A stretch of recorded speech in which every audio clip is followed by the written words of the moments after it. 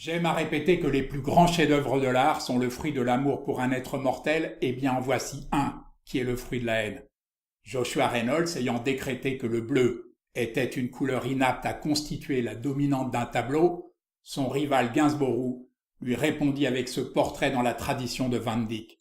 Si les deux artistes ont rivalisé en virtuosité, c'est par son talent à transformer le monde réel en images poétiques que Gainsborough est devenu le premier des portraitistes anglais.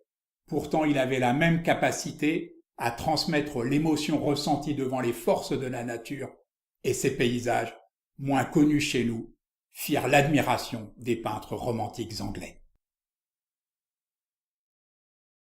Ils ne sont d'ailleurs jamais la représentation exacte d'un site, mais sa projection sublimée, et il est possible que l'on puisse en dire autant de ces portraits, ce qui explique sans doute en partie leur succès. Le talent de Gainsborough s'était manifesté dès l'enfance, et il n'avait pas 13 ans quand il arriva à Londres pour y poursuivre ses études artistiques. Les premiers travaux qu'on lui confia englobaient la restauration comme la copie, ce qui lui permit d'étudier de près certains maîtres flamands et français. Si le bois de Cornard est sa première œuvre d'importance, il faut savoir qu'un peintre anglais à cette époque ne pouvait gagner sa vie en se consacrant exclusivement au paysage. Aussi le portrait du couple Andrews signa-t-il son entrée en fanfare dans le cercle des portraitistes, même s'il émeut surtout par ses maladresses et par la place qu'occupe le paysage dans le tableau. Peut-être le charme de Gainsborough tient-il d'ailleurs à ce qu'il est d'abord un paysagiste, puissamment marqué par Ruysdael, Poussin et Le Lorrain, auquel il doit son sens de l'atmosphère et de l'espace, la poésie de ses feuillages luxuriants et de ses reflets mouvants du ciel dans l'eau, qui viennent si bien appuyer la singularité de ses personnages. Plus les années passèrent et plus sa touche s'affirma, dans le même temps qu'augmentait sa rêverie, laissant sa peinture se promener du côté de Watteau et de Fragonard, avec des paysages frémissants, vivants, peints comme des personnages en quelque sorte, et des personnages plus tranquilles, presque figés, peints comme des paysages et censés en exprimer l'âme silencieuse et la beauté.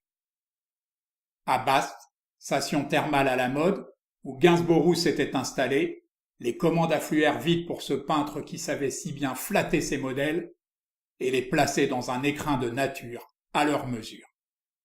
Car au-delà de la flatterie, on sent une vraie compréhension de leur psychisme, celui des femmes en particulier, qu'ils traitent avec virtuosité et sans cruauté. En 1774, la famille Gainsborough se fixa à Londres, dominée par la personnalité artistique de Reynolds. Mais la réputation de Gainsborough l'avait précédé et il ne lui fallut pas 5 ans pour devenir le peintre officieux de la famille royale. Officieux parce que Reynolds usa de toute son influence pour que cette faveur ne soit pas officialisée. N'empêche, cela se sut bien évidemment, ce qui lui assura une très belle situation dans la société londonienne avec, à la clé, de nombreuses commandes privées. Gainsborough ne se soucia jamais de théorie esthétique, ce qui le différencie aussi de Joshua Reynolds. Et leur rivalité fut telle qu'il finit par refuser d'exposer ses toiles à la Royal Academy, dont Reynolds était président. Mais on a vu qu'il était très attaché à son indépendance.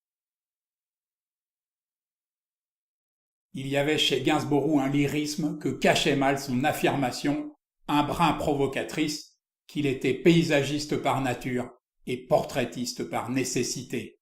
Ce lyrisme ira en s'épanouissant vers la fin de sa vie, comme on peut le voir avec ce tableau au sentimentalisme proche de Greuze, par l'extraordinaire fluidité de sa touche, par la vivacité de sa palette, Thomas Gainsborough signe l'apogée du classicisme et l'émergence du romantisme en Angleterre.